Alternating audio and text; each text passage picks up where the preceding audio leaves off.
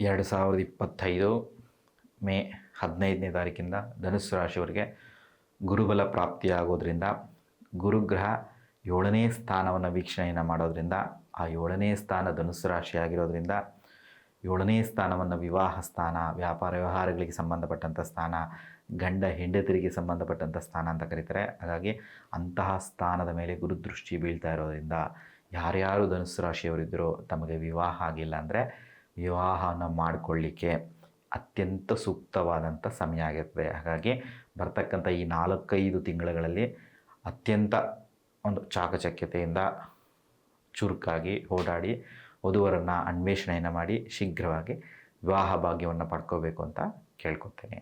ಜೊತೆಗೆ ಸಂತಾನಕ್ಕೆ ಸಂಬಂಧಪಟ್ಟಂತೆ ಏನಾದರೂ ಸಮಸ್ಯೆಗಳಿದ್ದರೆ, ಉದ್ಯೋಗಕ್ಕೆ ಸಂಬಂಧಪಟ್ಟಂತೆ ಏನಾದರೂ ಸಮಸ್ಯೆಗಳಿದ್ದರೆ ಅದರಿಂದ ಎಲ್ಲ ಹೊರಗಡೆ ಬಂದು ಸತ್ಪುತ ಸತ್ಸಂತಾನವನ್ನು ಸಹ ಪಡ್ಕೋಬೋದು. ಉದ್ಯೋಗದಲ್ಲಿ ಯಶಸ್ಸನ್ನು ಕಾಣೋದ್ರ ಮೂಲಕ ಒಂದೊಳ್ಳೆ ಕಡೆ ಪ್ರಮೋಷನ್ ಸಿಗ್ತಕ್ಕಂಥ ಸನ್ನಿವೇಶನೂ ಇದೆ, ಅಥವಾ ಒಂದೊಳ್ಳೆ ಕಡೆ ಉದ್ಯೋಗ ಸಿಗ್ತಕ್ಕಂಥ ಸನ್ನಿವೇಶ ಇದೆ.